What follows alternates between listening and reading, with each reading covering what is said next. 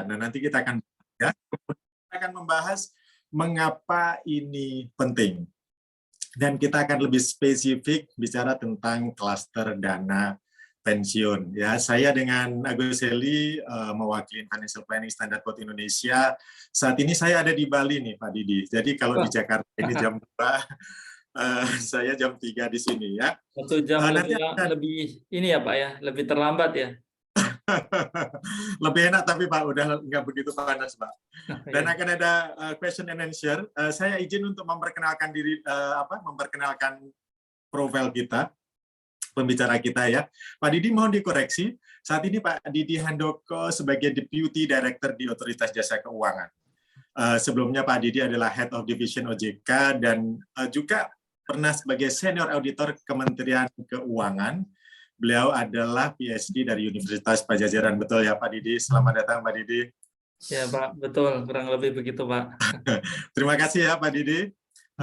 Pak Didi, kita akan sharing dulu objektif kita apa sih mengadakan webinar pada hari ini. Simple aja Pak. Yang pertama adalah kita pengen memberikan pemahaman dan awareness kita terkait adanya Undang-Undang P2SK ini. Ya, kemudian terutama kita teman-teman yang saat ini bekerja sebagai praktisi keuangan dimanapun lembaganya gitu ya, selayaknya memang kita tetap tahu mengikuti dinamika industri keuangan dan selalu update, terutama adanya peraturan dan undang-undang yang berlaku. Terlebih kan P2SK ini sebenarnya bagian dari Omnibus Law ya Pak Didi ya. Betul gitu. Pak. Nah, ya, oke. Nah Pak Didi, saya akan berikan waktunya ke Pak Didi. Apakah ada slide yang ingin nanti disampaikan Pak Didi atau langsung kita ngobrol aja Pak Didi? Ya, ada slide-nya disampaikan. Setelah itu kita sesi tanya jawab ya Pak. Oke, siap. Ya. Kalau gitu saya akan stop sharing dulu. Tapi sebagai perkenalan, Pak Didi sudah dijadikan host tadi Mbak Revi? Ya, mohon bisa jadi host untuk saya bisa share screen ya. Iya. Baik, Pak. Oke, sambil menunggu Pak Didi teman-teman mungkin belum tahu, ada yang beberapa yang belum tahu apa sih P2SK. P2SK adalah pengembangan dan penguatan sektor keuangan yang sebelumnya ini nanti akan disampaikan Pak Didi lebih lanjut. Kurang lebih yang saya tahu adalah sebelumnya digodok di DPR, kemudian akhirnya disahkan menjadi Undang-Undang Presiden. Dan banyak sekali pasal-pasal yang akan dibahas di dalamnya. Nah untuk itu Bapak Ibu kita berikan panggungnya kepada Pak Didi. Silakan, Pak Didi. Ya, baik. Terima kasih, Pak Agus Heli. Luar biasa tadi sesi perkenalannya. Jadi ini appreciate nih kepada Pak Agus Heli dan teman-teman CFP ya. Nanti saya bilang rekan CFP aja ya. Siap, kita semua CFP ya Pak ya. Iya, nggak perlu Besti lah namanya. Kalau Besti kayaknya anak zaman sekarang banget ya. Rekan CFP aja ya. Bapak dan Ibu ya, izin. Silakan, nyamannya Pak Didi. Ya, nanti baik. Ini saya coba share screen, apakah sudah muncul ya Bapak dan Ibu? Sudah kelihatan Pak Didi. Oke, saya share. Baik, ini saya perbesar ya. Ya. Ya, baik.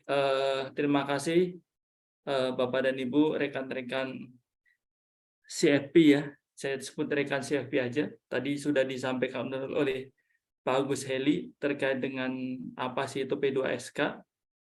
Jadi ini undang-undang luar biasa nih Bapak dan Ibu ya. Ini undang-undang Omnibus Law yang memang mengambil satu terobosan untuk sektor keuangan. Jadi ini memang kalau di sektor keuangan terutama di OJK ya. Kebetulan saya berkantor di OJK, sudah pernah menjadi 3 fungsi Pak ya. Fungsi di pengawasan, sebelumnya pernah jadi pengawas industri dana pensiun, kebetulan yang ini nanti relevan ya, mau saya sampaikan. Kemudian pernah juga di bagian perizinan, karena di OJK kita mesti agile ya, kita di situ juga perizinan juga bukan di sektor dana pensiun, sektor lain ya, seperti di sektor pembiayaan, penjaminan, pegadaian, kemudian modal ventura juga, karena sektor IKNB ini sangat beragam ya, jadi ya cukup banyak dan sekarang alhamdulillah juga dipercaya sebagai yang membidangi pengaturan di OJK. Jadi ini juga saya hari ini mau sharing sama teman-teman CFP, juga saya udah izin sama pimpinan, dan substansi materi ini juga memang diperbolehkan ya untuk di-sharing. Dan ini memang bagian dari informasi dari OJK juga yang ingin disampaikan, dan kebetulan saya juga masuk sebagai member ya, sebagai member CFP ya, ini bagian juga untuk sharing session ya. Izin ya Bapak dan Ibu ya, teman-teman semuanya. Kami yang terima kasih nih Pak, soalnya Ya. ini ilmunya luar biasa nih.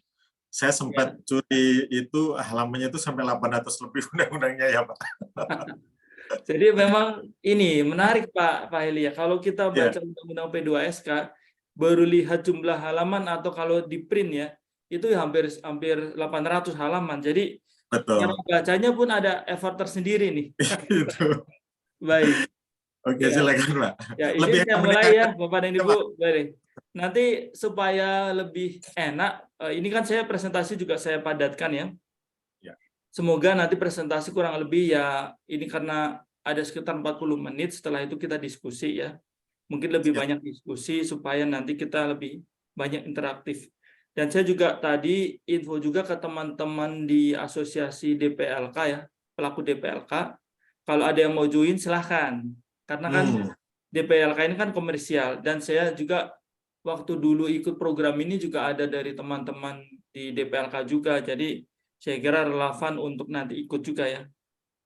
Walaupun semoga saja nggak bosan lihat muka saya Pak ya. Ya Pak, kalau Oke, ilmunya mahal 1 jam juga nggak ya. apa-apa Pak. Lanjut ya, ini semoga Lanjut, saja ini kan jamnya jam berat nih, udah hari Sabtu, jam 2 lagi, enaknya tidur nih sebenarnya. Oke, saya mulai ya, Pak Eli izin ya.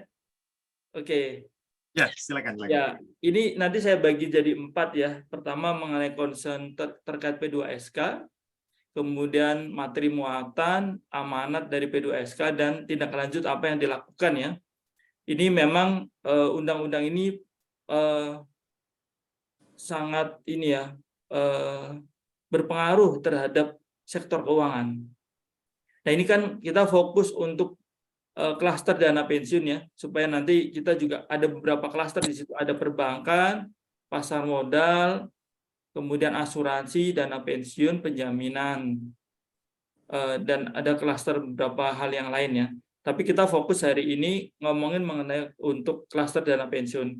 Ini sedikit pengantar ya. Jadi memang di dalam pembahasan P2SK ini kan yang menjadi mitra untuk DPR itu adalah Kementerian Keuangan. Jadi OJK selaku lembaga yang memang sebagai pengawas jasa keuangan ini bersama dengan Kementerian Keuangan menyampaikan substansi maupun usulan ya, terutama terkait dengan undang-undang dana pensiun yang memang ini mau kita bicarakan ya mengenai undang-undang dana pensiun. Dan ini hal-hal yang memang menjadi concern OJK dan industri, terutama ya industri dana pensiun, termasuk juga terkait dengan program pensiun yang bersifat wajib ya. Di sini ada program JHT dan program pensiun yang diselenggarakan oleh pemerintah ya, dalam hal ini ada dalam bentuk asuransi maupun dana pensiun yang memang lembaga-lembaga sui generis ya, seperti Taspen maupun Asabri. Jadi lembaga sui generis itu lembaga yang memang secara khusus dibentuk oleh undang-undang. Jadi itu berdiri sendiri, tidak ada industrinya ya. Ya memang lembaga itu, tetapi memang dikhususkan ya.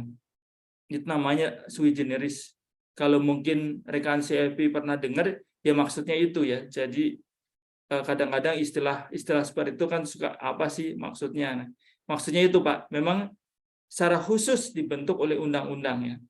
Kemudian apa sih yang menjadi concern penguatan ya?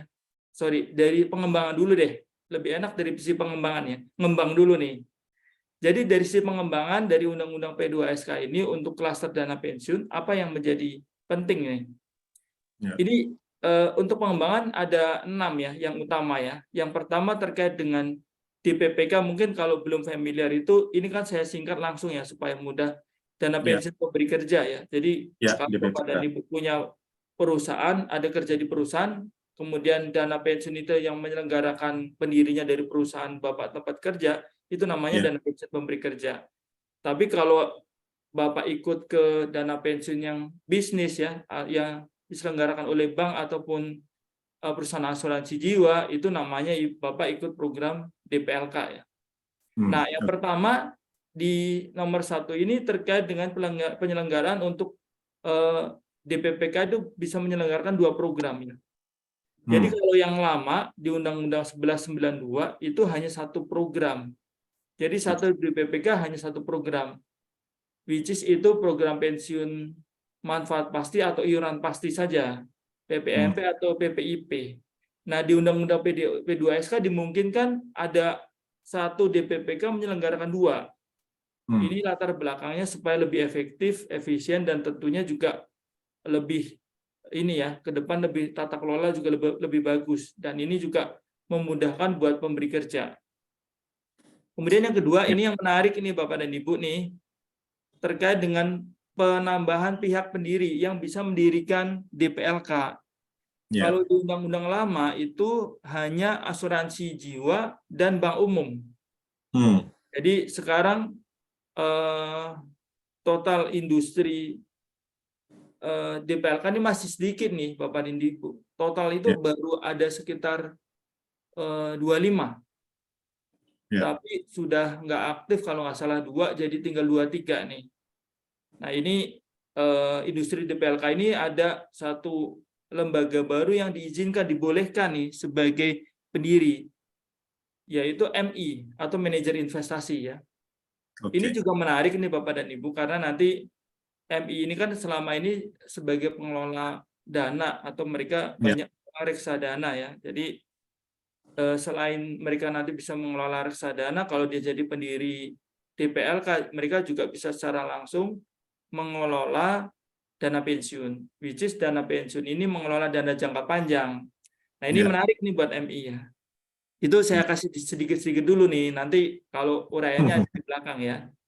Kemudian yang ketiga itu mengenai pengaturan program untuk dana pensiun syariah ya. Jadi yang selama ini kan hanya modelnya paket investasi nih Bapak dan Ibu ya, atau yang memang dari awal memang secara langsung di pendirinya itu dana pensiun syariah, pendirinya itu institusi yang memang bergerak di bank ataupun asuransi jiwa syariah ya untuk DPLK, atau memang pendirinya memang mereka institusi yang syariah.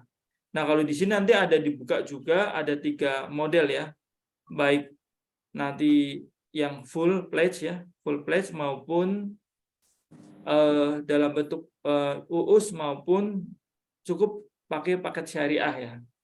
Nah, ini yang menarik juga ya. Kemudian yang keempat mengenai untuk pembelian anuitas yang tidak menjadi wajib untuk program PPIP ya. Jadi program pensiun iuran pasti kan selama ini kan begitu di ujung jatuh tempo usia pensiun dia harus dibelikan produk anuitas ya. Nah, dengan P2SK ini ada terobosan, bisa juga dilakukan pembayaran secara berkala oleh DPPK-nya maupun DPLK. Jadi nggak harus dialihkan untuk beli produk anuitas ya. Tapi ini sifatnya nggak wajib, maksudnya dapat ya. Nanti kita obrolin nih diskusinya ya.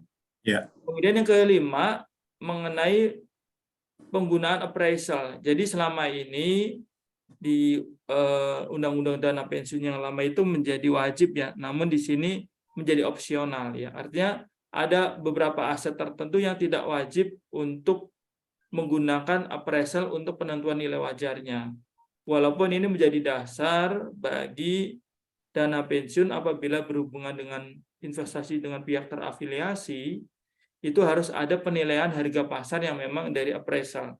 Nah, ini nanti ada aturannya tersendiri, diturunkan di POJK ya. Kemudian yang keenam ini terkait dengan dana pensiun sukarela yang masuk dalam harmonisasi program pensiun. Nah, ini isu harmonisasi rekan-rekan CFP ya, ini yang paling menarik nih, karena di Indonesia ini program pensiun ini boleh dibilang sebelum Undang-Undang P2SK ini atau yang existing sekarang banyak tumpang tindih ya. Jadi ada program wajib yang memang ada setelah program voluntary ya.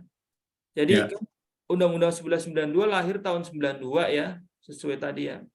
Itu sifatnya voluntary. Jadi tidak wajib buat pemberi kerja. Tapi kalau pemberi kerja mendirikan, dia ada komitmen dan dia harus mengikuti aturan yang ada. Itu yang namanya dana pensiun sekarang. Tapi ada program wajib yang sudah ada, yaitu waktu sebelumnya itu kan masing-masing ada namanya Asabri dan Taspen. Namun ini kan Ya. untuk ASN dan ini ya, angkatan bersenjata. Ya. Nah, kalau yang wajib untuk angkatan kerja yang tumpang tindih ini untuk program BPJS ketenaga kerjaannya khusus untuk program JHT dan jaminan pensiun. Nah, ini yang perlu kita bicarakan mengenai harmonisasinya seperti apa. Ya. Itu. Jadi ada 6 ya Bapak dan Ibu yang secara umum ya. Ini kan saya sampaikan dulu agar menjadi clue-clue dan juga ada pasal-pasalnya di sebelah kanan. Oh ya, materi ini nanti saya share ya, akan diberikan oleh panitia kepada peserta setelah sesi pemaparan. Jadi ini sengaja dari kita nggak kasih dulu supaya fokus ya Bapak dan Ibu biar lihat apa saja yang mungkin saya sampaikan. Jadi lebih masuk nih ininya substansinya ya. Semoga nggak ngantuk nih, udah jam-jam segini nih berat nih.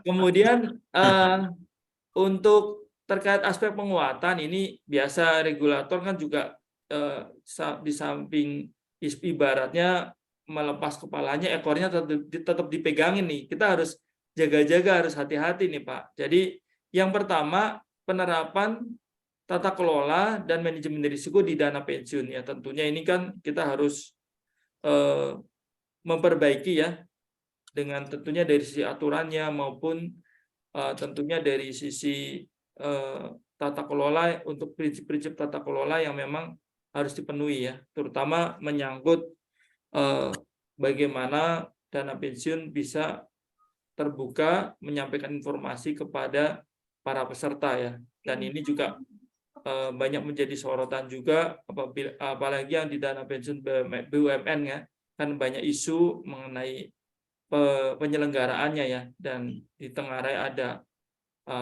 case-case menyangkut yang dinilai sebagai korupsi ya. Ini nanti akan kita lihat nih di poin 6 ya. Berikutnya mengenai ini penting ya Bapak dan Ibu, larangan investasi dana pensiun pada pihak terafiliasi. Jadi dari undang-undang yang lama itu ada tambahan di P2SK.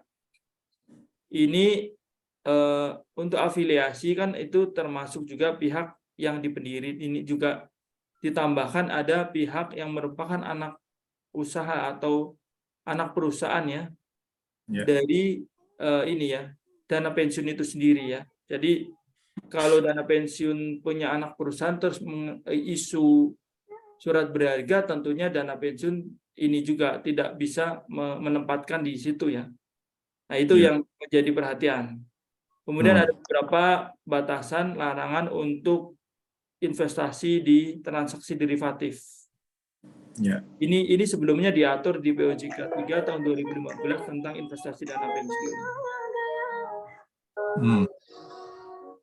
Kemudian terkait dengan penegasan larangan bagi DPLK yang mengalihkan pengelolaan aset ke pihak ketiga. Nah, ini pengalihannya ke MI ya, Bapak dan Ibu, itu selama ini memang di Undang-Undang 11 dulu masuk faktor pengecualian saja ya di situ ya. Sebenarnya dikecualikan untuk menempatkan, namun yang di Undang-Undang 11 tidak begitu tegas pelarangannya. Sehingga di P2S kan ini lebih tegas ya, artinya ada pelarangan untuk mengalihkan ke pihak ketiga. Namun ada ketentuannya nanti berapa lama masa peralihannya. Nanti akan saya jelaskan di bawah ya. Kemudian yang keempat, aspek penguatannya adalah pengaturan mengenai perintah tertulis. Ini memang terkait dengan pengelola statuter di mana OJK ada porsi tertentu dalam kondisi tertentu bisa menyampaikan perintah tertulis dan ada terkait dengan pengelola statuter. Tapi ini nanti nggak kita banyak bahas ya, karena itu lebih dari unsur ini ya, aspek prudensial tentunya dari sisi OJK ya. Kemudian yang kelima, persyaratan mengenai mekanisme pembubaran termasuk tanggung jawab pendiri dan dewan pengawas. Ini juga nanti ada di FAQ ya dari Bapak dan Ibu. Nah, yang keenam ini juga yang banyak ditanyakan juga mengenai cut loss ya. Jadi selama ini banyak terjadi nih dana pensiun BUMN itu cut loss menjadi tabu. Jadi mereka berinvestasi ujung-ujungnya berani rugi takut untung, Pak Heli ya. Iya, Maksudnya tahu Pak, berani rugi takut untung di saham mereka begitu ya. Jadi karena kalau harga harga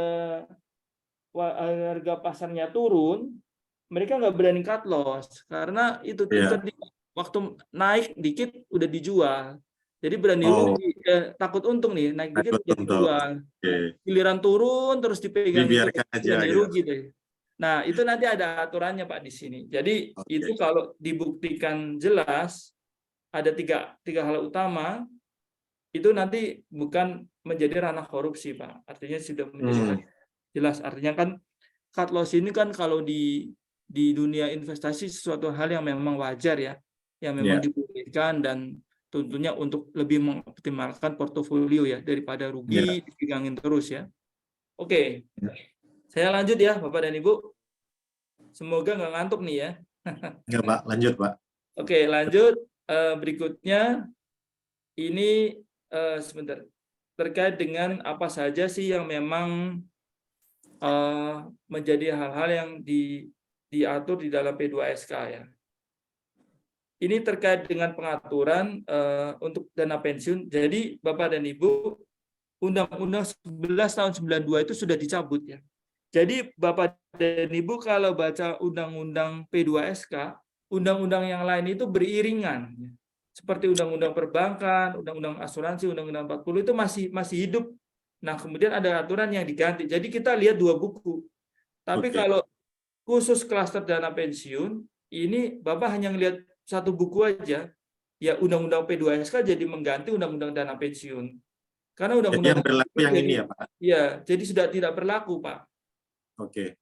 Jadi yang Walaupun nanti ini ya? ada aturan penutup, Pak Agus Heli ya, Ya. teman-teman CFP ya, ada aturan penutup bahwa seluruh peraturan pelaksanaan di bawah undang-undang masih tetap berlaku sepanjang tidak bertentangan dengan Undang-Undang P2SK.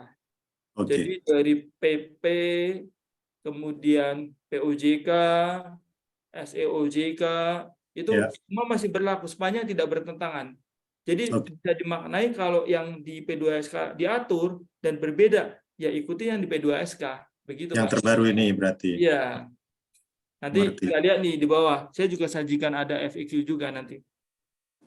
Kemudian apa sih yang di-highlight di sini terkait dengan pengembangan dana pensiun, kemudian bagaimana skema yang dapat dilakukan di dana pensiun tadi lebih fleksibel ya. Tadi contohnya tadi yang bisa mengelola 2 program, kemudian tidak menjadi wajib, harus beli produk anuitas. Itu kan fleksibilitas ya, artinya sesuai dengan apa yang memang dibutuhkan ya. Kemudian perbaikan dari aspek tata kelola ini nanti di DPLK ya, khususnya kan selama ini DPLK unik ya, uniknya seperti apa nanti saya sampaikan nih. Kemudian penyesuaian dengan kondisi terkini ya, untuk update kondisi saat ini ya. Tentunya nanti kita juga ke depan pengen juga ada digitalisasi untuk program pensiun. Kemudian ini juga menjadi amandemen dari Undang-Undang 40 tentang SCSN ya. Ini yang diambil itu terkait dengan jaminan hari tua JHT yang di sana ada terkait dengan program, kemudian diperkenalkan ada 2 akun ya dalam JHT. Kemudian menambahkan opsi penarikan JHT sampai mencapai usia pensiun. Kemudian berikutnya terkait penambahan beberapa pengaturan nih, pengaturan yang baru ya, yang tadi ya saya sampaikan ya, tata kelola, cut loss, kemudian harmonisasi. Jadi harmonisasi ini menjadi hal yang penting tadi ya, yang tadi saya cerita ada yang tidak harmonis tadi program yang ada di sini, artinya tidak harmonisnya gimana? Artinya kalau Bapak dan Ibu sudah punya program, dana pensiun yang menyelenggarakan program pensiun Bapak dan Ibu ya, baik MP dan IP, walaupun benefitnya lebih baik atau sama, itu tidak bisa offset ya program yang BPJS, tapi dua-duanya harus tetap ikut. Sehingga yang lalu harmonisasinya bentuknya dalam bentuk iurannya, iuran program jaminan pensiun tidak begitu besar ya. Sehingga tetap yang dana pensiun yang sudah ada masih bisa berjalan. Kalau iuran dana pensiun, iuran jaminan pensiun BPJS itu besar, dampaknya ya program dana pensiunnya di swasta ini tidak bisa beriring sejalan ya. Itu. Namun di sini ada namanya termasuk penyelenggara program pensiun wajib tambahan bagi pekerja dengan penghasilan tertentu. Nah, ini yang akan jadi poin harmonisasi. Jadi nanti akan dimasukkan di blended dan ini amanahnya ini ada di dalam PP. Nah, ini Bapak dan Ibu ya. Sedikit nih, saya mungkin nggak banyak di slide ini. Cuma apa sih amanat yang diturunkan dari P2SK? Ini ada 89 amanat nih Bapak dan Ibu ya. Jadi ada 89 amanat, kemudian dari 89 amanat itu diturunkan menjadi 35 amanat yang akan diatur di dalam PUJK. Dan ini kan di IKNB ya. Nah, untuk khusus dana pensiun ini ada 44 POJK yang ada di KNB tadi dari 89 ada 44 yang perlu diperbaiki.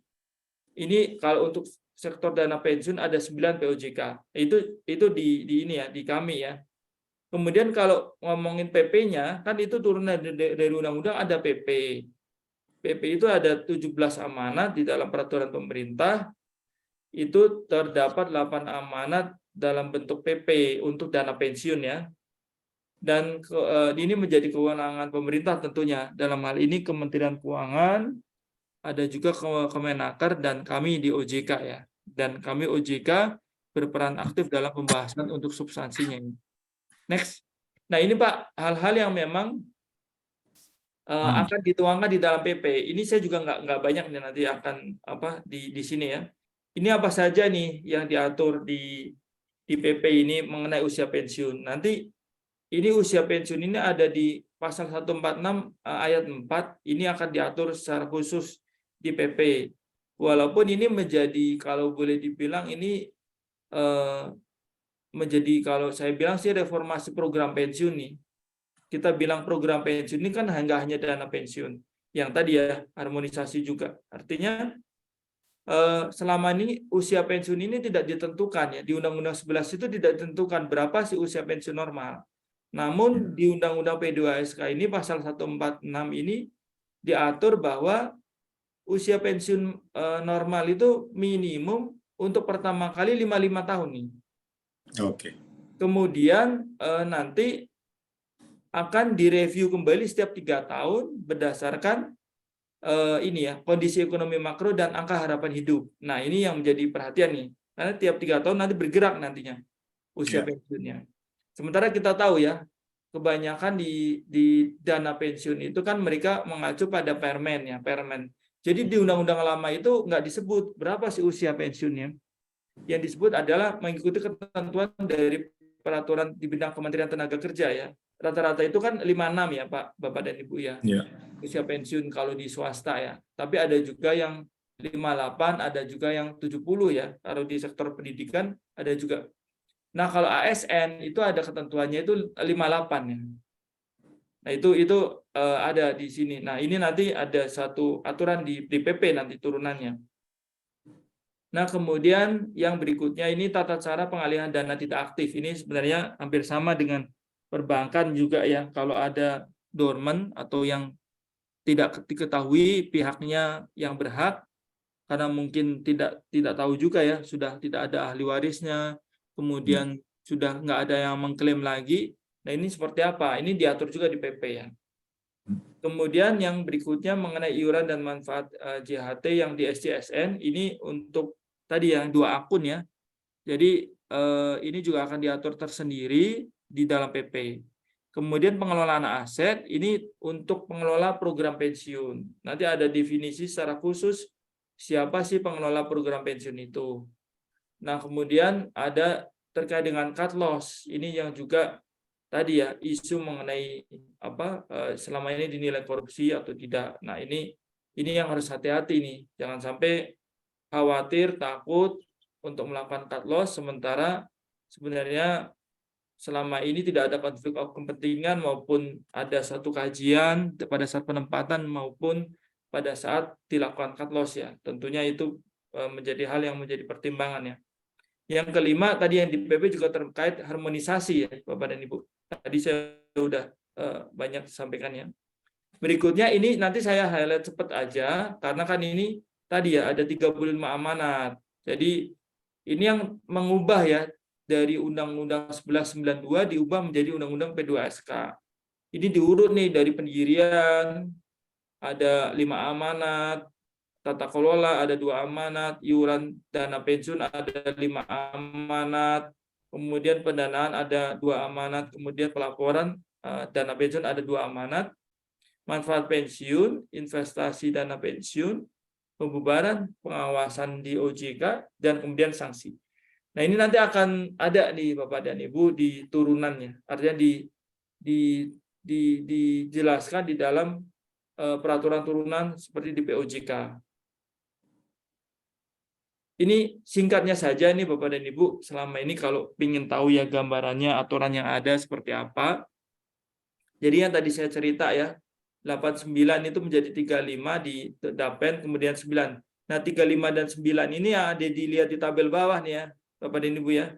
Jadi di tabel bawah ini, kalau Bapak dan Ibu lihat ya, ini yang 3 ini, 1, 2, sampai dengan 3 ini nanti ada POJK sendiri, namanya POJK Kelembagaan Dapen ya. Jadi ini kan bagian dari terobosan dari kita nih di OJK, kebetulan di tempat saya juga ya, untuk bisa kita mempercepat proses penyelesaiannya. Jadi ada beberapa aturan yang memang masing-masing itu kan harus ada proses RMR-nya ya, rule making rule itu kan perlu waktu, ada dengar pendapat, ada terkait dengan harmonisasi untuk aturan, itu kan ada waktu dan ada timeline-nya. Sehingga kita satukan beberapa aturan menjadi satu, dan ini nanti dibundle dan itu jadi satu POJK. Nah, yang kedua juga ini yang 456 juga menjadi POJK terkait dengan penyelenggaraan dana pensiun ya. Oke, saya lanjut.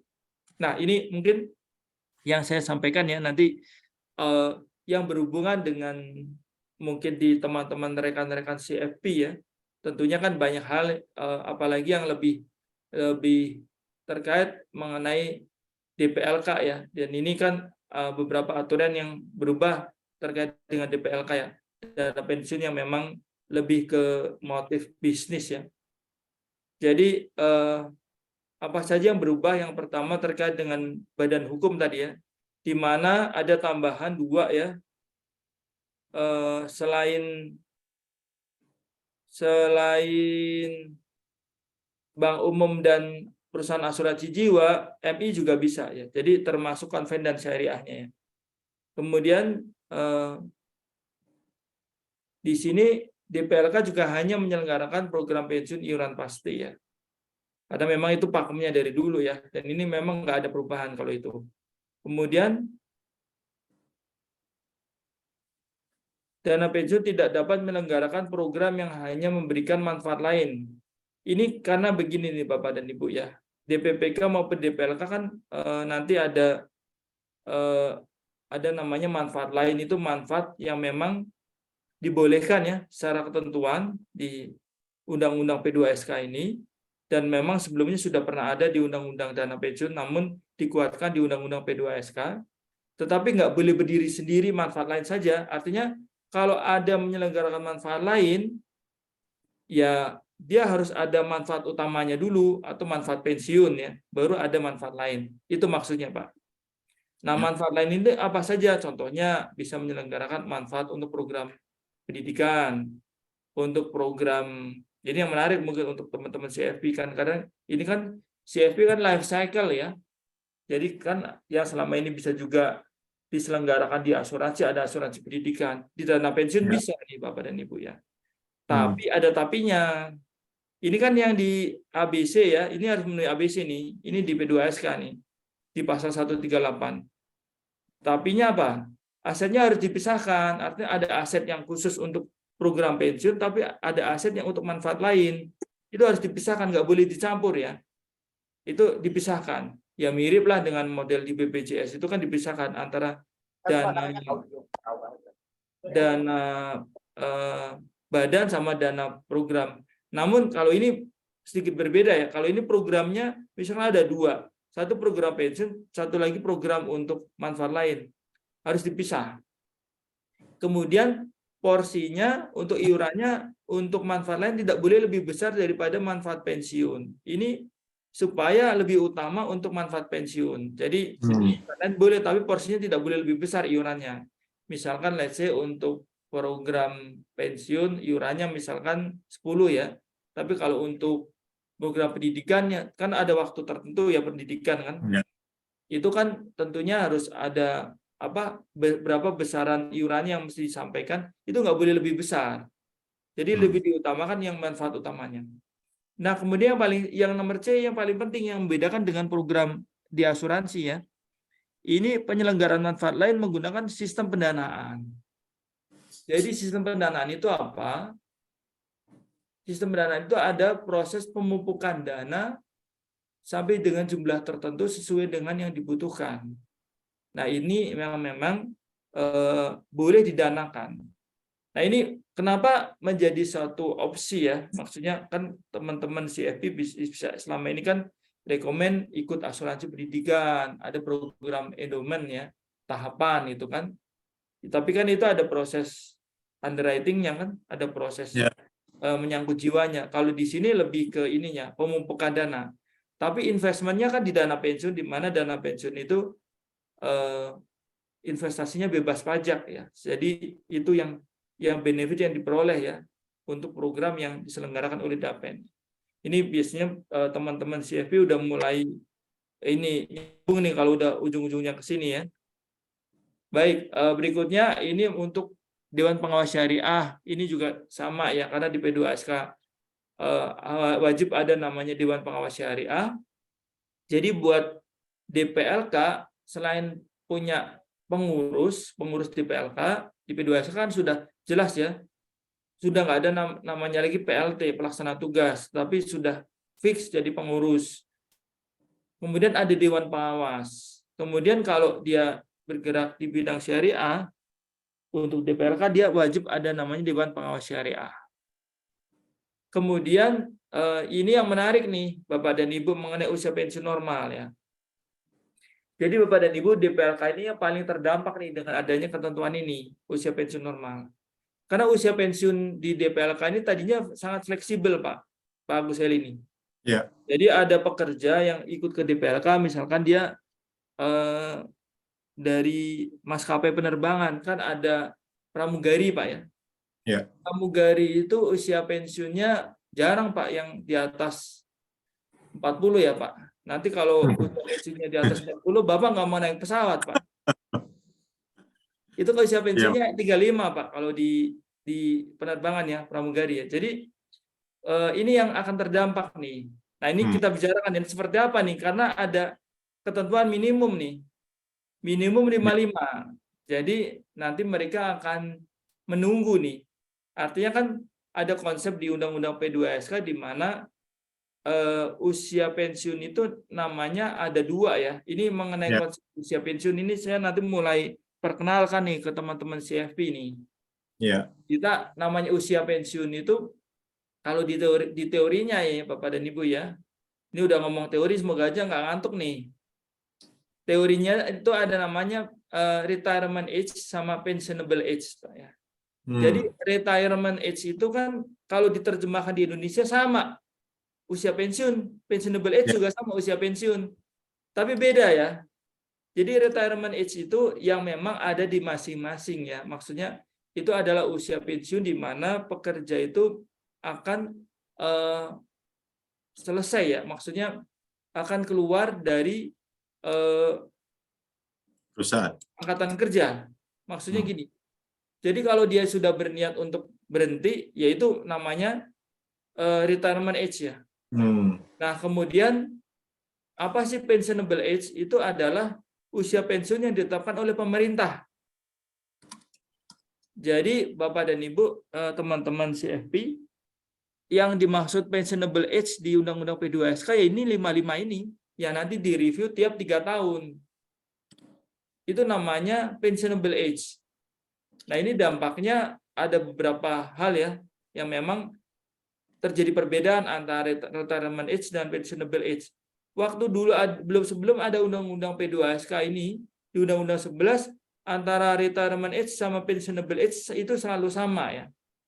Begitu ada Undang-Undang P2SK ini menjadi berbeda. Ada kejadian lagi, retirement age-nya melebihi pensionable age. Gimana? Jadi ada usia pensiun yang ditetapkan itu 56.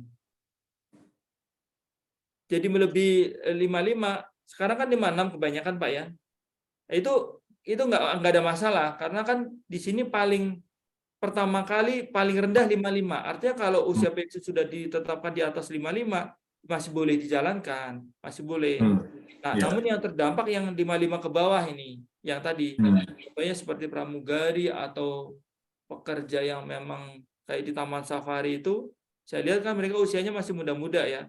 Tapi kalau mungkin akan diganti lagi karena kalau tempat hiburan seperti itu kalau usianya udah lanjut nggak ada yang mau ke Taman Safari ya Pak ya. Ya, artinya kan mesti energik juga. Ya, oke. Baik. Selanjutnya ini tadi ya sudah saya jelaskan di pasal 146. Kan nanti ada aturan tersendiri, aturan peralihannya.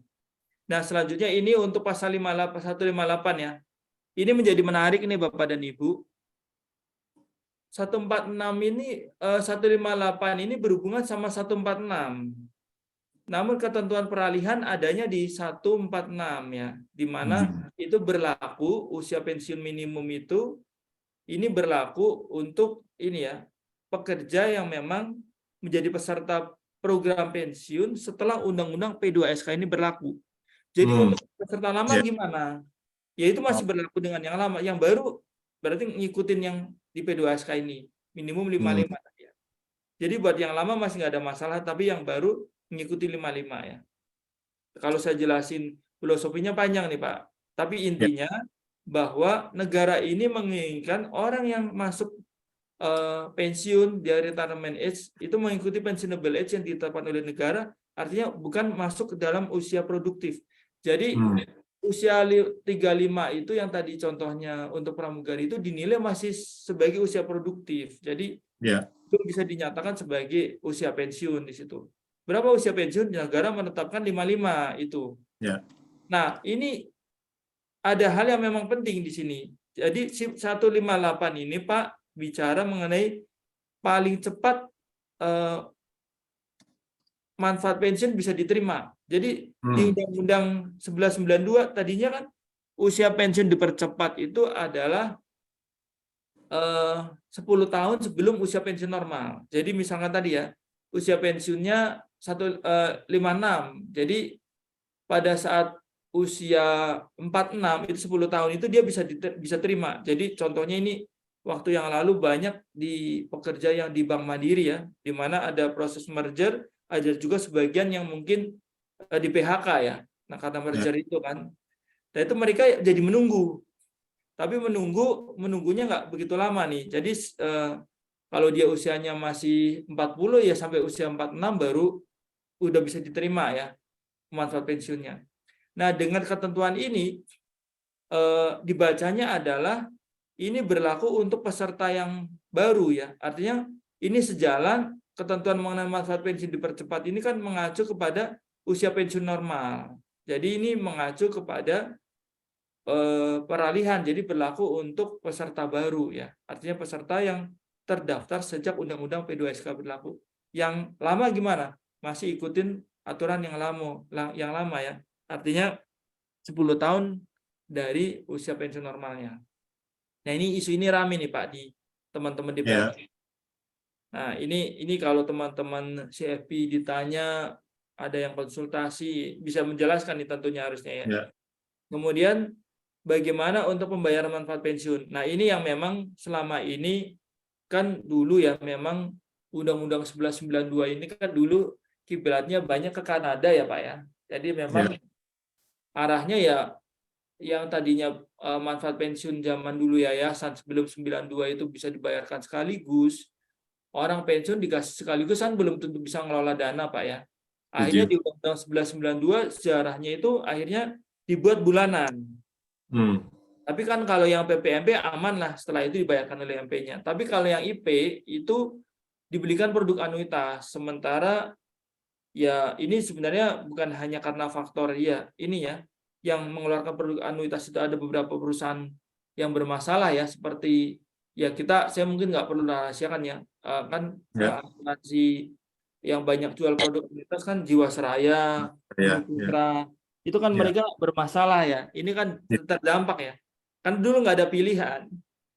Walaupun ada juga asuransi yang lain yang memang jual produk anuitas, tapi karena seperti Jiwasraya Bumi Putra itu sudah cepat lama melekat di benak masyarakat, akhirnya mereka beli produk itu dan ya macet jadinya kalau sekarang kondisinya dua perusahaan itu bermasalah ya. Nah, di Ya. sini di 162 161 ini itu bisa dilakukan secara berkala oleh di PPK PPIP-nya maupun DPLK. Oke. Saya lanjut, masih ada 2 slide lagi, moga-moga belum ngantuk ya. Lanjut, Ini Pak. jam 2:49. Ini satu 2 slide lagi ya. Habis itu kita sesi tanya jawab. Berikutnya bagaimana pengelolaan aset di sini untuk untuk DPLK. Ada larangan nih Pak, mengalihkan aset ke pihak ketiga atau dalam hal ini ke MI. Itu kan bentuknya discretionary fund selama ini yang memang dikelola full oleh MI. Walaupun ini dana kelolaan ini sebenarnya kan DPLK. Nah, ini sebenarnya kita kembalikan lagi, DPLK itu sebenarnya adalah selain dia mengelola program untuk pensiun, dia juga sebagai pengelola dana juga. Artinya larangan ini untuk memperbaiki kualitas penyelenggaraan yang ada di DPLK. Jadi DPLK harusnya punya tenaga ahli yang bisa mengelola investasi, Pak. Jadi bukan hanya Ya. kan ini seolah-olah kalau yang sekarang ini menjadi kayak jadi administrator saja, Pak. Jadi Oh, ya. ya numpang lewat, Pak. Ya. Dari ini peserta grup, misalkan ada grup ada perusahaan minyak ya, Pak ya. Ya. Kan dia pesertanya banyak, salary-nya juga gede-gede ya, masuk ke DPLK, tapi dia order nantinya sudah ini sama MI ya. Jadi Ya. nanti tolong dana saya taruh di MI ini yang memang GV juga kadang-kadang ya. Nah, ini kan arahnya nanti DPLK ini mesti profesional. Tapi ini ada masa berlakunya, Pak, masa peralihannya. Diberi waktu sampai dengan 5 tahun. Karena kan ini kita juga harus ini ya, mereka akan menyesuaikan dan mereka harus mengupgrade diri selama 5 tahun untuk kompetensi di DPLK, tentunya harus punya Ya. tenaga ahli sekelas MI lah ya. Ya. Nah, kemudian yang berikutnya ini agak ringan isunya mengenai kewajiban jadi peserta asosiasi, karena sekarang pun sudah jadi peserta semua ya. Kemudian yang berikutnya ini mengenai harmonisasi. Ini memang isu yang memang berat dan ini sampai saat ini PP-nya juga masih digodok ya. Karena kan tarik ulur sempat ini ya. Intinya kalau program pensiun ini kita harapannya ada seiring sejalan. Jadi ada program wajib dan program voluntary ya. Jadi yang dulu kan Undang-Undang 11 lahir duluan, baru Undang-Undang BPJS ya. Nah, itu kan boleh dibilang yang mandatori lahirnya belakangan. Tapi dengan adanya Undang-Undang P2SK, kan diperbarui Undang-Undang 11, kemudian diamanatkan di P2SK ini untuk dilakukan harmonisasi. Tentunya berarti harus seiring sejalan. Kemudian ditambah ada satu program khusus yang memang diselenggarakan secara kompetitif dan bersifat wajib. Ini Bapak dan Ibu. Ini dari undang-undang nih. Bersifat wajib, jadi nanti ada porsi pendapatan tertentu yang nanti entah berapa persen yang nanti akan ditetapkan oleh pemerintah dan wajib. Jadi ini harapannya dana pensiun di Indonesia nanti akan menjadi akumulasi dana yang cukup besar ya. Jadi bukan hanya sekarang kan yang banyak terkonsentrasi di BPJS ketenagakerjaan ya. Di sana aset hampir 700 triliun ya BPJS Ketenagakerjaan, karena mereka sekarang sudah mengelola program jangka panjang juga, program jaminan pensiun ya. Ini juga nanti diharmonisasi, artinya tetap dibuka kesempatan untuk dana pensiun yang voluntary untuk menyelenggarakan program yang bersifat wajib. Itu yang menjadi menarik buat para pelaku di PLK. Kemudian berikutnya untuk cut loss, ini apa sih yang memang menjadi catatan? Jadi cut loss boleh nih Bapak dan Ibu ya untuk pengelola program pensiun. Untuk pengelola program pensiun itu kan tadi yang saya bilang ada Asabri, ada Taspen, ada BPJS, ada DPPK, ada DPLK. Nah, ini yang sensitif, ini isu yang tadi yang berhubungan sama negara ya.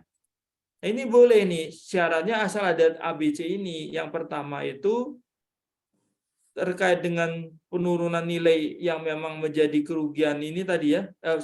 Penurunan nilai yang bukan menjadi kerugian nih. Maksudnya pada saat cut loss kan seolah-olah direalisasikan nih kerugiannya. Tadinya kan unrealized loss, begitu dilakukan cut loss kan menjadi realized. Sepanjang itu bukan menjadi bukan suatu kesalahan atau kelalaian dari pengelola. Artinya ini memang misalkan ada satu kondisi yang memang risiko tadi ya, risiko pasar atau apa, ini boleh ya. Kemudian yang B itu ada analisis yang memadai, yang membuktikan bahwa ada suatu kerja untuk melakukan analisis dalam proses cut loss itu. Artinya kalau kita lihat di teman-teman CSA juga sertifikat untuk securities analis ya, kebetulan saya juga CSA juga ya, itu mereka kan ada proses penilaian ya terhadap nilai wajar, intrinsic value ya. Jadi membandingkan intrinsic value dengan market value-nya. Jadi itu ada proses analisis di mana cut loss ini memang ditujukan nanti akan ada ditempatkan lagi ke instrumen ataupun ke investasi di saham lain yang memang harganya masih bisa bergerak dan itu fundamentalnya bagus. Nah itu. Kemudian yang C, tidak ada benturan kepentingan, artinya nggak ada hengki-pengki di sini. Artinya kadang-kadang ada juga yang maaf ya pengelola yang kurang baik atau yang terbukti ada masalah ya di beberapa BUMN yang memang akhirnya masuk ke ranah di kejaksaan. Mungkin Pak Heli juga pernah dengar ya yang mengikuti di kejaksaan itu ada Asabri dan lain sebagainya, walaupun kan nanti ada proses pembuktiannya. Itu. Baik, satu slide lagi nih. Ini penutup ya, lebih banyak ke penutup, ketentuan peralihan. Yang ketentuan peralihan ini di 340 ini lebih banyak bagaimana aturan di ketentuan ini berlaku ya. Jadi Undang-Undang P2SK ini berlaku sejak ditetapkan ya. Jadi tanggal 12 Januari tahun 2023 ditetapkan. Jadi aturan-aturan yang berlaku ini berdampak kepada Undang-Undang Dana Pensiun dicabut, namun aturan ketentuan peraturan pelaksananya masih berlaku sepanjang tidak bertentangan ya. Jadi itu yang tadi saya sampaikan ya. Dan di ketentuan peralihan juga ada beberapa hal yang diberi waktu ya.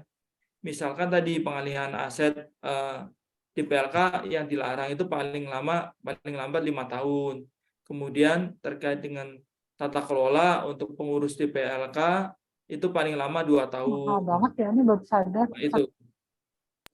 Bentar deh, Kak. Jadi itu ya Bapak dan Ibu, saya kira kita sudah selesaikan untuk bahannya. Nanti bahan akan kita kirim ya. Jadi kalau yang tadi mungkin masih lupa belum catat ya silahkan. Oke Pak Agus Heli, saya kira kita sudah bisa masuk sesi berikutnya untuk sesi tanya jawab. Waktu kami persilahkan. Oke, waduh luar biasa Pak Didi, terima kasih banyak. Ini materinya padat, menarik sekali. Sebelum sesi tanya jawab, Bapak Ibu, teman-teman, para CFP, silakan kalau misalkan ada pertanyaan. Kalau Pak Didi, kalau saya mendengar penjelasan Pak Didi, saya personally itu senang, maksudnya melihat bahwa ini kan salah satu resolusi atau reformasi sektor keuangan ya Pak Didi ya, terutama untuk dana pensiun. Dan saya yakin adanya peraturan baru ini karena ini adalah bagian dari perbaikan menuju yang lebih baik lagi daripada yang sebelumnya gitu dengan banyaknya peraturan ini. Benar ya Pak Didi ya, kurang lebih gitu. Ya Pak, betul Pak. Ya, karena kebetulan gini, saya sendiri itu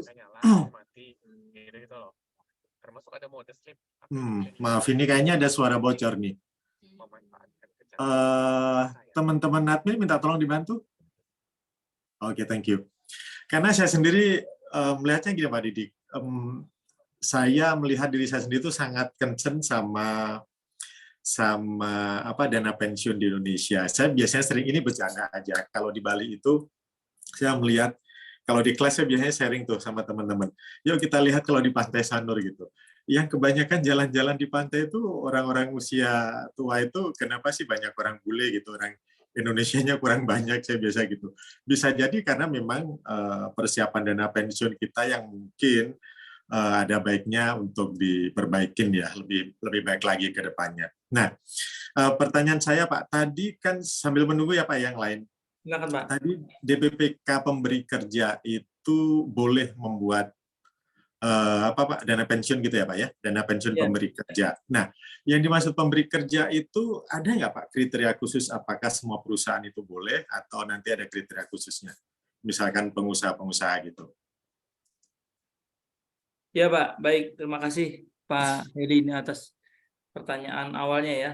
Jadi memang ada secara khusus mengenai apa sih yang dimaksud pemberi kerja ya, atau di Undang-Undang P2SK juga ada ya, istilahnya definisi pemberi kerja itu adalah pihak, di sini orang perseorangan dibilangnya Pak ya. Tapi orang perseorangan ini ada definisinya Pak. Jadi orang perseorangan ini didefinisikan sebagai pihak ya, sebagai pihak yang memang sebentar ya, saya kutip dulu ya, khawatir nanti ada karena kan ini diambil dari undang-undang ya, jadi supaya tidak keliru ya. Jadi di sini dibilang setiap orang atau orang perseorangan, korporasi atau badan usaha, baik yang berbentuk badan hukum maupun tidak berbentuk badan hukum dan badan lainnya. Jadi ini memang luas ya untuk memberi kerja. Artinya di sini pihak yang memang dalam hal ini pemberi kerja yang memang dia punya tentunya ada mempekerjakan karyawan. Kalau kita kan ada namanya pekerja formal ya, sama pekerja informal. Nah, kalau pekerja formal itu ya dia yang bekerja di sektor formal, Pak. Oke. Jadi punya pemberi kerja. Jadi ada hubungan antara pemberi kerja dan pekerja. Tapi ada juga yang di sektor informal, Pak. Oke. Ya, sektor informal itu yang memang kayak pengusaha pedagang kecil yang memang dia untuk dirinya sendiri, atau mungkin dokter yang berpraktek untuk dirinya sendiri. Itu kan sektor informal ya Pak ya. Artinya itu yang memang banyak menjadi peserta untuk sektor DPLK. Kalau definisinya sendiri di Undang-Undang P2SK nih di angka 16 ya, pasal 134 angka 16, pemberi kerja adalah setiap orang yang mempekerjakan tenaga kerja dengan membayar gaji, upah, atau imbalan dalam bentuk lainnya. Itu Pak di definisinya ya. Oke. Jadi itu definisi dari pemberi kerja. Nah, setiap orangnya tadi didefinisikan lagi tadi yang saya bacakan ya, itu adalah bisa korporasi, bisa orang perseorangan. Karena kan ini bisa juga mereka untuk dirinya sendiri, seperti peserta mandiri kalau untuk di DPPK ya Pak ya. Iya, iya. Dan misalkan mereka mengadakan DPPK ini Pak, dana pensiun pemberi kerja tadi, berarti mesti mendapatkan izin dari OJK juga ya Pak ya, misalkan mereka mengadakan dana pensiun itu. Iya, tapi ini nanti dilihat skala ekonominya Pak. Kalau perorangan dia diriin DPL dana pensiun kan ada proses perizinan dan lain sebagainya. Artinya better dia ikut sebagai peserta mandiri saja di DPLK ya. Nah, itu bisa juga. Iya. Ya, tapi kalau misalkan contohnya kayak misalkan Sultan Andara tuh Raffi Ahmad ya. Dia mau bikin nih DPLK buat karyawan kerjaan dia, bisa Pak. DPPK ya, DPPK bisa. Bisa ya Pak? Di pemberi kerja bisa. Artinya dia sebagai pemberi kerjanya dia nanti ada komitmen untuk membayarkan contribution atau iuran untuk pesertanya, dan nanti ada badan hukumnya juga. Dana pensiun itu kan badan hukum khusus Pak, yang memang kalau di undang-undang itu setara dengan PT Pak. Tapi itu Oke. yang Betul. menetapkan itu adalah OJK dalam hal ini. Kalau dulu di Undang-Undang 11 kan di kementerian, kemudian beralih ke Oke. OJK. Itu Pak. Oh, ya, terima kasih. Ini ada Dan yang bertanya nih Pak di kolom chat nih, saya lihat. oke, siap. Kita bacakan ya Pak ya. Ya silakan Pak. Bapak Ibu yang lain silakan. Ini dari Sufani, izin bertanya Pak, apakah asuransi dwiguna bisa digunakan perusahaan sebagai pendamping BPJS TK dan DPLK dalam persiapan dana pensiun pegawai? Karena terkadang nominal dana pesangon lebih besar dari saldo BPJS TK dan ini nambah nih. Sebentar, mana tadi? Kok hilang? BPJS TK dan DPLK pegawai tersebut dan asuransi dwiguna memberikan benefit pengembalian premi dan return bunga. Itu pertanyaannya Pak. Oh iya. Iya Pak, ini teman-teman CFP biasanya memang jago nih untuk kalau ada namanya, kita kan sebagai financial advisor juga ya, Ya, untuk betul. ngasih advice buat yang nasabah ataupun klien yang membutuhkan ya. Ini penting nih. Jadi sebenarnya antara program pensiun sama program asuransi seperti dwiguna ini bisa seiring sejalan Pak. Bedanya kalau program pensiun ini tidak dihubungkan dengan adanya risiko meninggal atau risiko lain yang memang berhubungan ya. Artinya ini lebih ke akumulasi dana atau pendanaan. Jadi skemanya pendanaan. Tapi kalau asuransi kan dihubungkan dengan jiwanya tadi ya. Misalkan ada kondisi tertentu sehingga dia tidak bisa melanjutkan iuran karena meninggal. Tapi itu sudah di-cover di dalam polisnya kan. Artinya kalau jawaban saya bisa Pak, artinya bisa seiring jalan. Artinya nanti tinggal dihitung aja Pak. Manakala misalkan ada klien nih yang memang dia sudah ikut punya DPPK dari pemberi kerjanya, namun dirasa masih kurang. Kalau saya bilang ya, kalau dalam konsepnya nih, ini yang bertanya Pak siapa nih atau Ibu nih? Ibu Pak.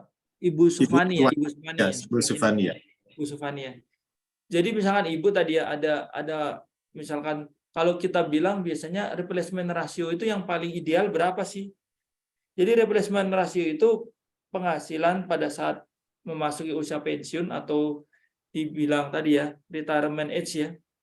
Itu dibandingkan dengan pada saat waktu aktif terakhir. Misalkan Ibu waktu terakhir ini bekerja ya, penghasilan Ibu taruhlah misalnya ini contoh aja ya, 10 juta misalnya. Replacement ratio yang ideal itu berapa? Itu 80%. Dari 10 juta itu. Iya, jadi 8 juta lah. Kan waktu Ibu pensiun kan sudah berkurang ya. Maksudnya tidak perlu ada biaya transportasi dari rumah ke kantor, tidak perlu traktir teman di kantor. Banyak itu ya, ada.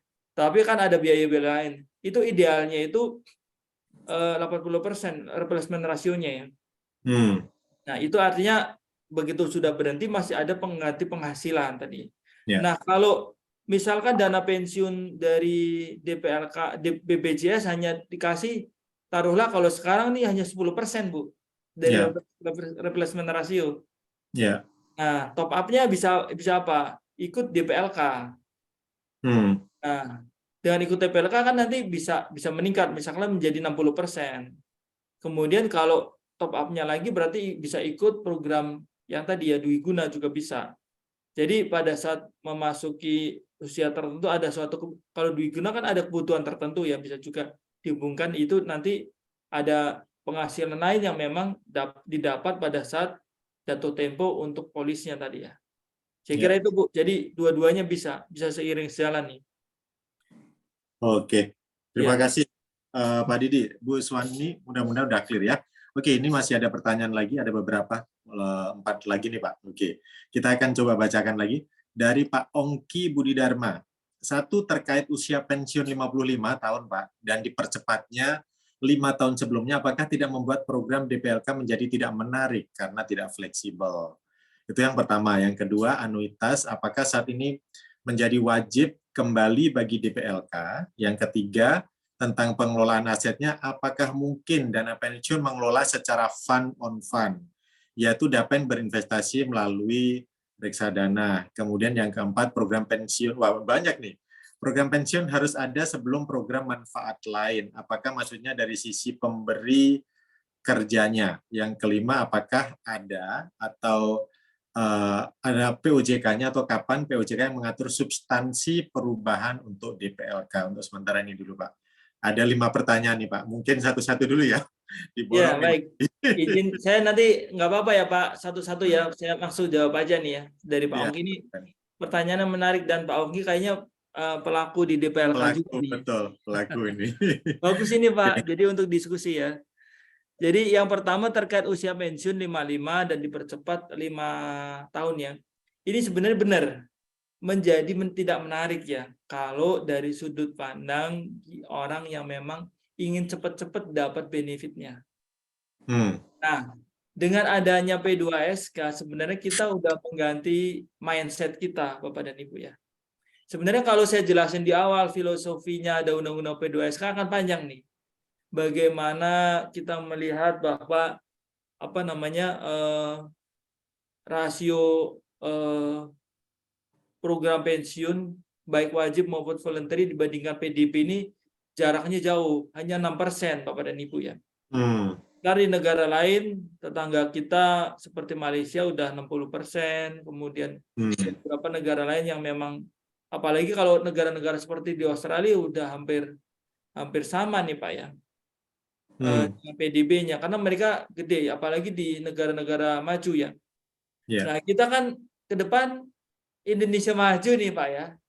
Ini kan harapannya kita kan tentu juga ingin mengoptimalkan bonus demografi, kemudian juga ada undang-undang P2SK ini memang kita panjang ya yang dilihat ya.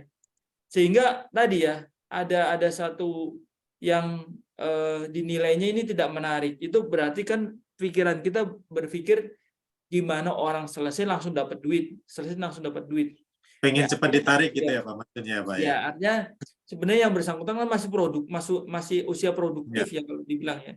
Jadi usia produktif itu ya boleh dibilang usia di mana seorang pekerja itu masih produktif ya, artinya dia masih bisa bekerja dengan baik. Kemudian ya tentunya kalau kita sekarang berarti usia di atas 17 ya, di atas 17 sampai dengan usia boleh dibilang kalau sekarang ini 55 lah kalau ini ditentukan tadi ya. Nah, itu kan yang memang masih usia produktif, di mana ketentuan usia pensiun 55 ini memang cukup terdampak ya. Saya bilang tadi dari awal memang akan berdampak ke industri DPLK ya. Namun sebenarnya ini menjadi satu tantangan buat DPLK untuk mereka bisa mengedukasi ya mengenai usia pensiun ini. Jadi jangan sampai usia pensiun ini diartikan sebagai usia bisa menerima, tetapi usia kapan pada saat pekerja itu retire ya. Dan ini memang ada ketentuan 55 ini supaya nanti berarti ada masa yang memang ditunggu ya. Dan dana itu tidak hilang kemana-mana, artinya nanti sampai dengan usia, kalau 55 kemudian usia dipercepatnya 5 tahun, berarti kan 50 tahun ya. 50 ya. Ditarik ya. Kalau pakai yang aturan yang lama kan sebenarnya udah bisa ditarik berapa nih? Kalau 56 56 jadi 46 ya. Nah, ini ada masa tunggu sekitar 5 tahun lagi ya. Nah, ini kenapa tadi saya bilang aturan ini hanya berlaku untuk peserta baru. Peserta baru yang terdaftar sejak Undang-Undang P2SK ini berlaku. Nah, ini artinya pekerja baru itu karyawan baru ya Pak atau perusahaan yang yang terdaftar di program pensiun Pak sejak Undang-Undang P2SK ini berlaku. Bagi peserta lama ini masih tetap mengacu ke ketentuan yang lama. Nah, ini karena yang bilang undang-undang nih Pak ya, dan sudah ada ketentuannya ya. Jadi ini menjadi challenge juga, dan kemudian ya tadi ya mengenai optimalisasi dana. Artinya kan dana ini kan tentu masih ada di institusi jasa keuangan tentunya masih ada di DPLK-nya atau di DPPK-nya ya. Artinya kan ini nantinya akan menjadi satu akumulasi dana, sumber dana yang memang akan sebagai ini ya, dari sisi investor juga akan dana ini akan berkembang ya. Nah ini memang menjadi hal yang perlu difikirkan, di mana kondisi-kondisi tertentu memang ada juga diperkenankan untuk ini ya dibayarkan, namun di ketentuan POJK itu kondisi darurat Pak. Jadi memang tetap ada exit-nya Pak, tapi dalam kondisi darurat. Kondisi darurat itu ditentukan di dalam POJK. Ya memang kondisi darurat itu contohnya tadi ya, kalau di yang lama juga masih sama, kondisi memang yang bersangkutan dalam kondisi sakit memang dibuktikan ya, kemudian memang untuk apa namanya biaya pengobatan dan lain sebagainya memang ya kemungkinan sudah ini ya tidak ada lagi dan itu dibuktikan itu bisa dilakukan, atau kondisi darurat lain yang ditetapkan oleh aturan di POJK nanti. Nah ini menjadi menarik nih Pak, artinya kalau dinilainya ini tidak suatu menjadi tantangan ya tentunya kita juga mau diskusikan juga apa sih kira-kira terobosannya ke depannya agar ya tentunya untuk produk DPLK tetap masih berlaku ya, masih menarik ya. Karena kan nanti akan disamakan Pak, diharmonisasi ya semua. Dan ini bukan hanya untuk DPLK saja, tetapi untuk seluruh program pensiunnya. Karena ada di Undang-Undang P2SK. Jadi artinya ini akan berlaku ke semua pekerja. Baik, berikutnya yang kedua, untuk yang pertanyaan kedua terkait dengan anuitas ya, apakah saat ini menjadi wajib kembali untuk DPLK?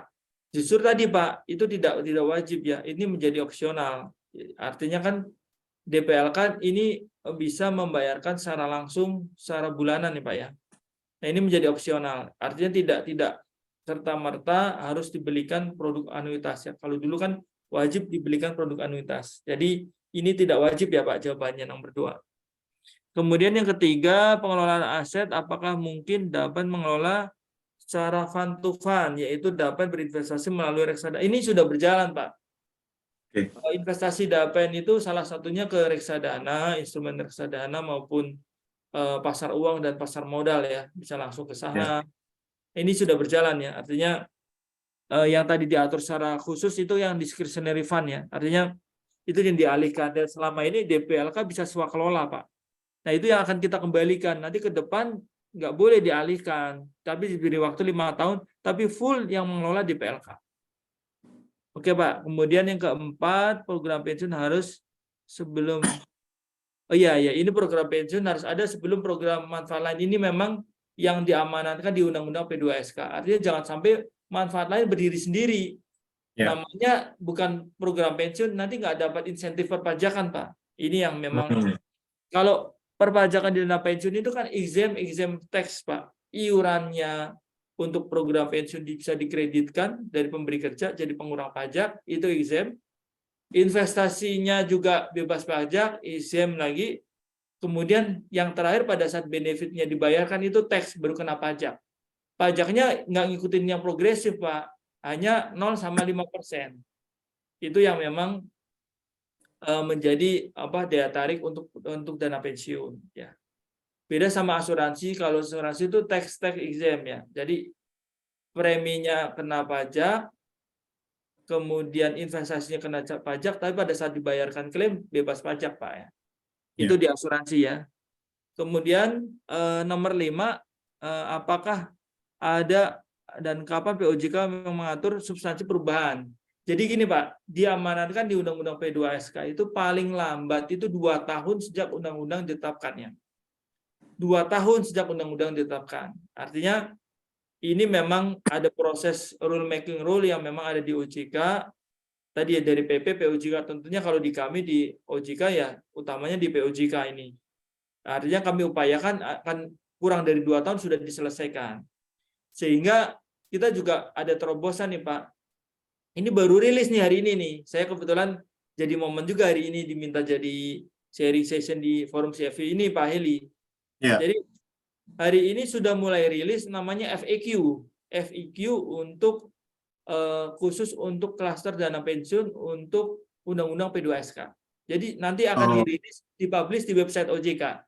oh oke. Ini terserang di tim saya nih yang Ya, nyiapin. ya. Jadi Banyak membaca info di Undang-Undang sana berarti. P2SK bukan hal yang mudah ya Pak ya, untuk memahami Ya, tadi ya. Nanti ada FAQ, dan ya, itu menjadi panduan buat industri, buat ya. tentunya di internal OJK juga, di pengawasan maupun di perizinan, kemudian di industri dana pensiun, asosiasi, termasuk semua stakeholder ya. Nanti Ya. bisa di search di website OJK, mungkin karena baru dirilis hari ini, di humasnya OJK perlu waktu ya, mungkin 2-3 hari lah. Nanti bisa dilihat di ini, FAQ mengenai dana pensiun. Ini nanti di slide ini juga saya ambil nih Pak. Di slide tadi Siap. sebenarnya setelah ini saya ada FAQ nih. Oke. Nanti bisa kita lihat nih sebentar. Jadi total ada sekitar 54 FAQ, cuma saya ambil 20 aja nih. Jadi yang memang banyak ditanyain oleh para Ya. pelaku di industri dana pensiun ya. Nah, Siap. ini kemudian yang pertanyaan nomor 5 tadi udah ya saya jawab ya. Paling Ya. lama 2 tahun Pak, tapi diupayakan kurang dari itu karena kan ini memang ada beberapa yang tidak diatur di ketentuan peralihan. Jadi sudah langsung berlaku efektif sejak Undang-Undang P2SK ini ditetapkan. Saya kira itu. Terima kasih. Oke, terima kasih Pak Didi. Teman-teman, Bapak Ibu dan Pak Didi, kita masih punya waktu kurang lebih sekitar 10 menit ke 13 menit depan. lagi ya Pak ya? Ya, 15 menit lagi. Tapi kita masih ada 5 pertanyaan lagi nih Pak. Saya bacakan cepat aja Monggo ya Pak, Pak. monggo. Dari Abdul Robi, ada dari Anne Nataya, Dinda, Jumianti, dan Thomas. Oke, saya mulai dari Abdul Robi. Pertanyaannya, apakah dalam P2SK mengatur bahwa perusahaan itu wajib menyertakan karyawan dalam DPPK atau DPLK, Pak? Atau hal ini masih bersifat opsional aja? Ya. Wajib nggak sih, Pak, kalau di P2SK ini, perusahaan wajib menyertakan itu? Ya, terima kasih Pak Abdul. Ini pertanyaan yang menarik ya. Jadi, di P2SK ini kan ada klaster dana pensiun ya. Jadi dana pensiun ini programnya masih sama Pak, masih sifatnya voluntary. Seperti halnya Undang-Undang 11 ya. Ya, Jadi ya. voluntary itu di Undang-Undang 11 yang lama itu sama saja di P2SK ini nggak berubah ya. Artinya masih sifatnya program sukarela di mana pemberi kerja dapat ya menyertakan ya. Itu bukan program wajib. Beda sama BPJS. BPJS itu program wajib. Oke. Yang ada 4 program itu, JKK, JKM, JHT, sama JP ya. JP yang mirip tuh JHT sama JP. Itu program wajib. Jadi untuk semua pekerja formal wajib ikut BPJS. Makanya ada harmonisasi tadi. Iya. Ini diharmonisasi. Kan yang dulu Pak, Undang-Undang BPJS kan berlaku belakangan nih Pak. Itu kan tahun 2011 ya. Sementara Undang-Undang Dana Pensiun yang voluntary sudah lahir duluan. Sehingga tadi yang wajib lebih belakangan. Akhirnya tadi tumpang tindih Pak. Istilahnya ya. Nah itu dia. Akhirnya kan tidak berlaku opting out ya. Sebenarnya kalau berlaku opting out, jadi buat pekerja yang sudah punya, pemberi kerjanya sudah punya dana pensiun, itu cukup ikut dana pensiun saja. Nanti kalau apalagi benefitnya lebih baik. Jadi tidak perlu ikut program pensiun. Kalau di negara lain itu berlaku Pak. Karena di sana ini ya bisa di ini kan, artinya yang sudah wajib tadi kalau dia punya program ya udah, yang penting masing-masing pekerja wajib punya programnya. Mau diselenggarakan di mana saja itu bisa. Kayak di Australia kan ada namanya superannuation ya Pak ya. Betul. Itu ya pekerja ikut. Ya tapi di mana saja pemberi kerjanya dia menyertakan itu boleh. Yang penting punya programnya ya. Tapi yang nggak boleh yang nggak punya programnya Pak. Tadi itu ya. Oke, siap. Nggak ada kewajiban nih Bu. Ya, jadi voluntary ya Pak ya. Ya voluntary. Tapi kalau BPJS yang 4 itu wajib. Oke. Jadi teman-teman yang saat ini sama perusahaannya didaftarkan, Anda beruntung. Oke, pertanyaan berikutnya dari Anne Nataya Pak. Untuk peserta yang berhenti bekerja di mana usianya di bawah UPD, usia pensiun dini maksudnya, apakah yang bersangkutan tidak dapat memperoleh manfaat pensiunnya langsung, Pak? Apakah harus menunggu sampai usia mencapai UPD? Itu yang pertama. Yang kedua, dengan adanya ketentuan-ketentuan baru di P2SK ini, apakah BPJS JP masih berlaku? Tadi udah dijawab sih kalau BPJS. Oke, silakan Mbak.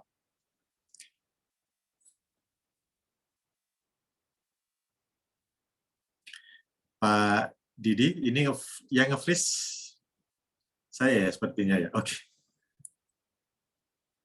Dari Pak Didinya sepertinya, Pak. Oh, dari Pak Didi. Oke. Iya. Oke, kita tunggu dulu ya, teman-teman. Masih ada beberapa pertanyaan.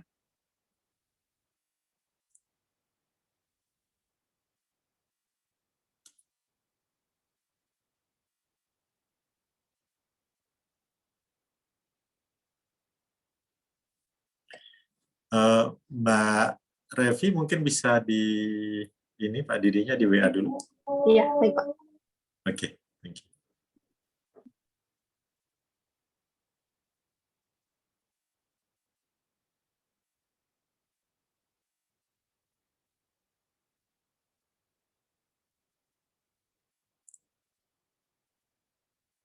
Bapak Ibu, teman-teman, kita sambil tunggu Pak Didi, apabila nanti misalkan ada beberapa pertanyaan yang belum dijawab, tadi Pak Didi sudah sampaikan bahwa nanti di websitenya OJK itu ada FAQ, Frequently Asked Question, yang mungkin beberapa pertanyaan Bapak Ibu bisa kita temukan jawabannya di sana. Tapi apabila misalkan ternyata enggak, kita akan coba kontak Pak Didi secara personal untuk menjawab beberapa pertanyaan yang belum bisa ini ya, belum bisa terjawab ini. Mbak Revi, apakah ada jawaban dari Pak Didi? Sebentar, Pak, belum tersambung dengan Ya. Pak Didi. Nah, ini.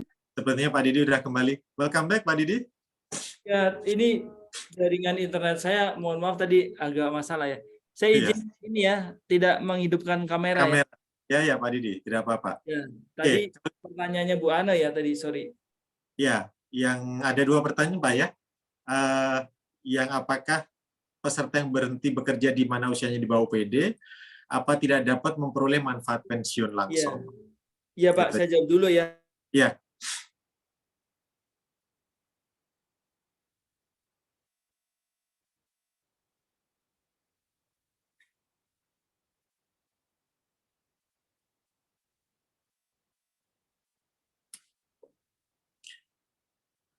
Oke, sepertinya ada sedikit gangguan kembali.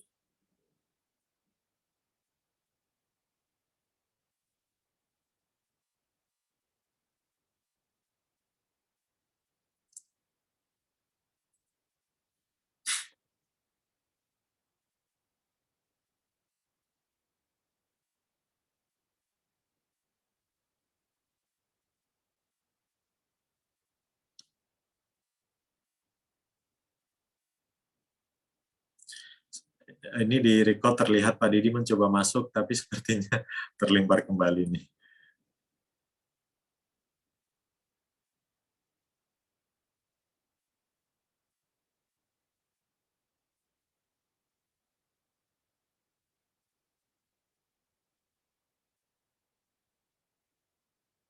Sempat hilang lagi ya Pak ya tadi, Fast Media Pak ya nih Pak. Gimana Pak Didi ya? Hilang tadi ya? Tadi Iya, sempat hilang, tapi sekarang iya. ini suaranya udah kedengaran kok Pak. Iya Pak, maaf ya. Ya Tidak tadi apa-apa. Pak, mungkin saya agak percepat nih ya. Tadi intinya Iya. masih menunggu Pak kalau usia belum masuk usia pensiun dipercepat ya. Jadi Masih menunggu. Oke. Dan ini pertanyaan sebenarnya udah dijawab tadi. Apakah ketentuan dengan adanya ketentuan baru di P2SK ini BPJS JP masih berlaku, Pak? Ya, masih berlaku Pak itu. Masih ya. Dua-duanya masih berjalan. Oke, siap. Next. Ini 3 lagi, Pak. Tadi ada penjelasan terkait DPLK tidak boleh mengalihkan asetnya ke pihak ketiga. Berarti kedepannya DPLK harus mengelola sendiri dana kelolaan yang dimiliki mereka. Apakah seperti itu tadi, Pak? Ini ya, betul Pak. Oke. Betul. Jadi dana yang memang disertakan oleh pemberi kerja atau peserta ke DPLK itu nantinya wajib dikelola. Jadi sejak undang-undang ini ditetapkan itu tidak boleh ada pengalihan baru, Pak. Bagi yang sudah terlanjur dialihkan itu diberi waktu 5 tahun, Pak. Dibacanya begitu. Oh, oke. Iya. Iya. yang sudah Oke. terlanjur ya, sudah ada perjanjian sama MI ya diberi waktu 5 tahun untuk nanti ditarik kembali sama DPLK Oh. untuk dikelola sendiri. Jadi Oh. 5 tahun itu benar memberi waktu buat DPLK untuk mengupgrade kapasitasnya, Pak. Nah, sebenarnya di undang-undang lama itu juga aturannya ini ya, tidak termasuk DPLK itu dia mengalihkan, tapi tidak secara tegas menyebut dilarang. Oke. Sehingga DPLK ada yang mendirikan, kemudian ada peserta pemberi kerja dialihkan, minta ya dialihkan. Karena kapasitas DPLK masih belum sesuai dengan keinginan mungkin pemberi kerjanya yang ingin return yang optimal ya. Ya, jadi minta dialihkan ke MIA atau MIB yang mungkin dia tahu ya. Makanya tadi salah satu syaratnya harus punya tenaga yang memang mempunyai kemampuan untuk mengelola dana investasi tersebut. Iya.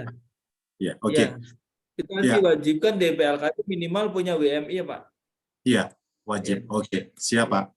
Oke, masih 2 lagi Pak Didi, izin pertanyaannya ya. Silakan, untuk penyelenggara DPLK yang dibuka kepada MI, manajer investasi dan lain-lain, sepertinya masih perlu menunggu peraturan turunan. Ada perkiraan waktu akan mulai berjalannya kapan, Pak Didi? Yang ini ya Pak, dialihkan ke MI masih ya ini ya? Iya. Ya itu sebenarnya ini kan Pak, artinya kan masa tenggang 5 tahun itu kan masih berlaku ya Pak ya? Iya. Kemudian kalau untuk saat ini bagi DPLK yang mungkin kontrak kesepakatan sama MI itu berakhir, itu juga tidak bisa melanjutkan Pak. Artinya itu kalau dilanjutkan seperti ada penempatan baru ya Pak ya. Oke. Nah, itu ada nanti ada di FAQ nih Pak. Ada di FAQ. Di sana ada ya Pak. Rilis ya. Oke. Jadi artinya kalau misalkan sebelum 5 tahun mereka udah bisa mengalihkan dikelola sendiri, artinya sudah boleh ya Pak ya? Bisa langsung Pak, kan itu paling lambat 5 tahun itu Pak di aturannya. Oke, ya. Ya. Ya. Oke. Pak Didi, ini pertanyaan terakhir dari Pak Thomas dan waktunya pas banget. Untuk manajer investasi, apakah dalam undang-undang atau POJK sudah ada kriteria-kriteria MI yang diperbolehkan menyelenggarakan DPLK ini, Pak?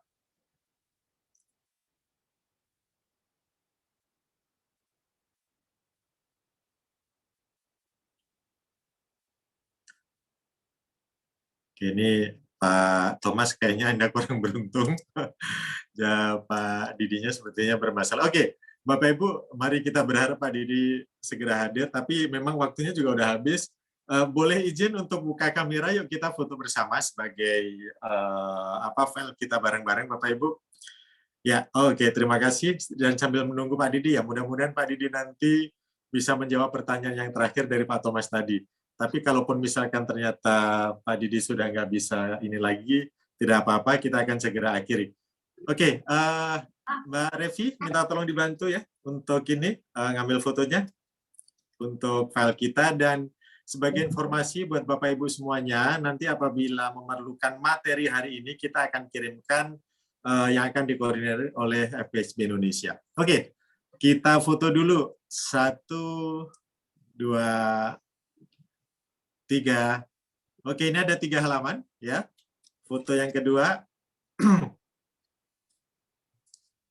Oke, silakan. 1, 2, 3.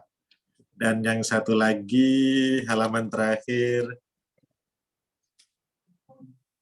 Oke. 1, 2, 3. Oke. Bapak Ibu, nampaknya Pak Didi memang sudah tidak bisa masuk kembali. Mbak Revi nanti disampaikan aja, karena waktunya juga memang sudah habis. Ya, Mbak Revi, sampaikan ke Pak Didi. Dan Bapak Ibu, dengan berakhirnya photo session tadi, maka berakhir juga webinar kita sore hari ini. Sekali lagi, atas nama Financial Planning Standard Board Indonesia, saya Agus Eli mengucapkan terima kasih. Sampai jumpa kembali di webinar kita berikutnya. Terima kasih, selamat sore. Assalamualaikum warahmatullahi wabarakatuh. Salam sejahtera buat semuanya. Om Santi Santi Om, dan selamat menikmati weekend Anda. Terima kasih. Terima kasih Pak Agus Eli. Terima kasih Pak Agus Eli. Terima kasih Pak Agus. Terima kasih.